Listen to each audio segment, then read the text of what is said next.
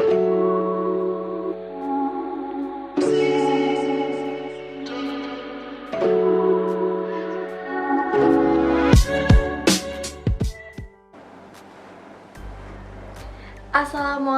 warahmatullahi wabarakatuh. Perkenalkan, nama saya Dian Pratama Putri, Stambuk F551919004. Jadi, pada video kali ini saya akan menjelaskan mengenai pasal yang terdapat dalam Undang-Undang ITE dan pasal yang terdapat dalam Peraturan Internasional mengenai Cyber Law. Nah, jadi video ini dibuat untuk memenuhi tugas pada mata kuliah digital forensik. Jadi untuk lebih jelasnya silahkan simak video berikut, check it out. Nah, baik, jadi saya akan menjelaskan terlebih dahulu mengenai apa sih itu Undang-Undang ITE. Jadi, Undang-Undang ITE atau Undang-Undang Informasi dan Transaksi Elektronik adalah undang-undang yang mengatur segala mengenai informasi dan transaksi elektronik. Undang-Undang ITE pertama kali disahkan melalui Undang-Undang Nomor 11 Tahun 2008 sebelum akhirnya direvisi dengan Undang-Undang Nomor 19 Tahun 2016. Kemudian berdasarkan Undang-Undang ITE, informasi elektronik adalah suatu atau sekumpulan data elektronik termasuk tetapi tidak terbatas pada tulisan, suara, gambar, peta, rancangan, foto, electronic data interchange atau yang biasa disingkat dengan EDI, surat elektronik, telegram, telex, telekopi atau sejenisnya, huruf, tanda, angka, kode akses, simbol atau perforasi yang telah diolah yang memiliki arti atau dapat dipahami oleh orang yang mampu memahaminya. Sementara transaksi elektronik merupakan suatu perbuatan hukum yang dilakukan dengan menggunakan komputer, jaringan komputer, atau media elektronik lainnya. Nah, aturan ini berlaku bagi setiap orang yang melakukan perbuatan hukum sebagaimana telah diatur dalam Undang-Undang ITE, baik yang berada di wilayah hukum Indonesia maupun di luar wilayah hukum Indonesia. Nah, kemudian dalam Undang-Undang ITE terdapat salah satu pasal di mana terdapat pasal 28 ayat 1 yang berbunyi pasal 28 ayat 1 dalam Undang-Undang Republik Indonesia Nomor 11 Tahun 2009 tentang informasi dan transaksi elektronik yang berbunyi setiap orang dengan sengaja dan tanpa hak menyebarkan berita hoaks atau berita bohong dan menyesatkan yang mengakibatkan kerugian konsumen dalam transaksi elektronik. Berita bohong yang juga dilarang dalam pasal 28 ayat 1 Undang-Undang ITE yang berbunyi sebagaimana telah disebutkan tadi, bagi para pelaku penyebar berita bohong tersebut akan dikenakan pidana dengan pidana penjara paling lama selama 6 tahun dengan denda paling banyak sekitar 1 miliar rupiah. Nah, kemudian di sini terdapat sebuah tabel yang dimana salah satu contoh kasus yang terjadi sekitaran pada tahun 2020, dimana contoh kasus yang saya ambil adalah mengenai berita bohong mengenai COVID virus atau corona.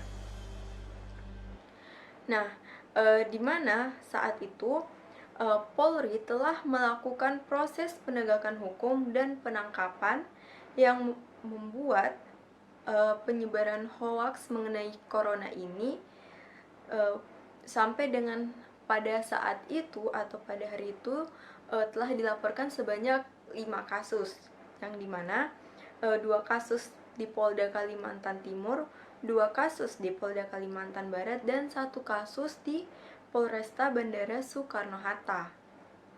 Nah, kemudian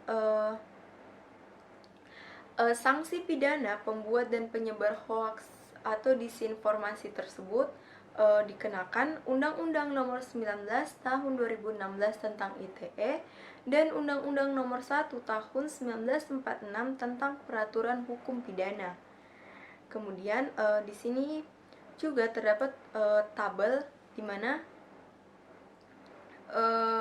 dalam pasal 27 ayat 3 Undang-Undang ITE mengenai hoaks yang mencemarkan nama baik, di mana dia akan dikenakan ancaman hukuman penjara selama 4 tahun dan denda 750 juta. Kemudian dikenakan pasal 28 ayat 1 Undang-Undang ITE di mana mengenai hoaks yang menyebabkan kerugian konsumen dengan ancaman hukuman 6 tahun dan denda 1 miliar. Kemudian pasal 28 ayat 2 Undang-Undang ITE mengenai hoaks yang menimbulkan kebencian atau permusuhan SARA dengan ancaman hukuman 6 tahun dengan denda 1 miliar. Dan pasal 14 Undang-Undang ayat 1 tahun 1946 mengenai hoaks yang menerbitkan keonaran, di mana dikenakan hukum setinggi-tingginya 10 tahun. Kemudian yang terakhir ada pasal 15 Undang-Undang tahun 1946 mengenai hoaks yang menerbitkan keonaran dan akan dikenakan hukuman penjara setinggi-tingginya selama 2 tahun.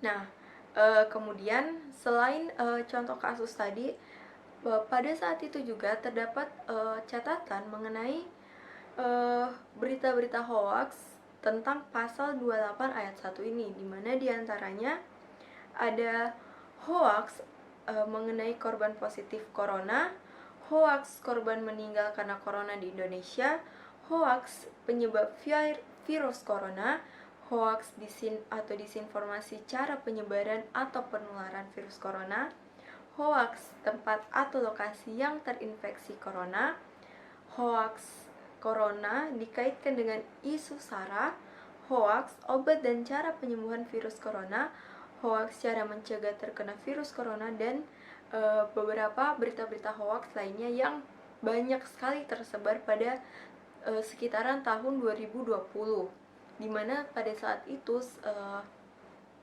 kasus COVID ini atau corona ini sangat tinggi dan sangat banyak terjadi di Indonesia. Nah, selanjutnya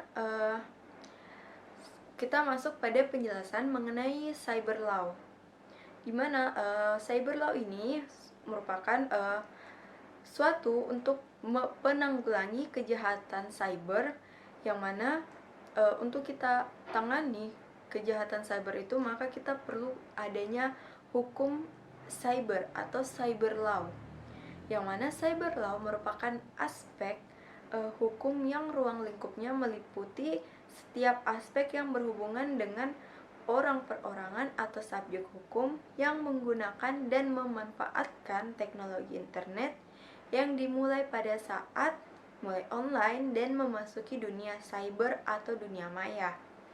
Cyber law sendiri merupakan istilah yang berasal dari cyberspace law.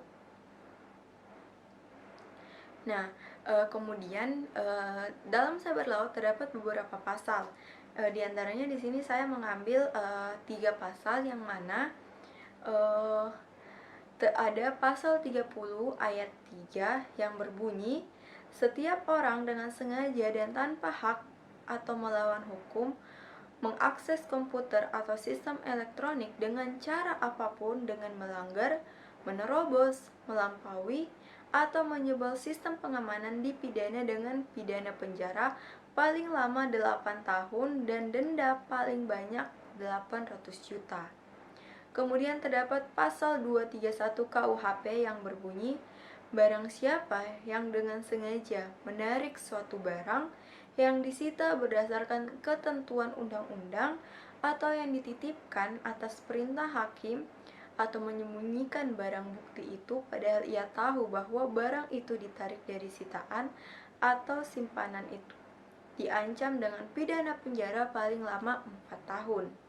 Kemudian yang ketiga ada pasal 221 ayat 1 angka 2 KUHP yang dimana berbunyi barang siapa setelah dilakukan suatu kejahatan dan dengan maksud untuk menutupinya atau untuk menghalang-halanginya atau mempersukar penyidikan atau penuntutannya, menghancurkan, menghilangkan, menyembunyikan benda-benda terhadap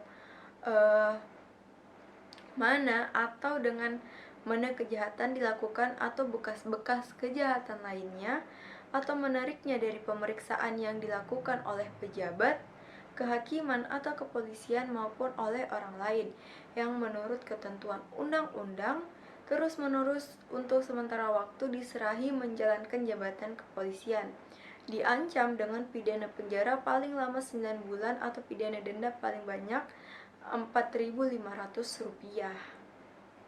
Nah, selanjutnya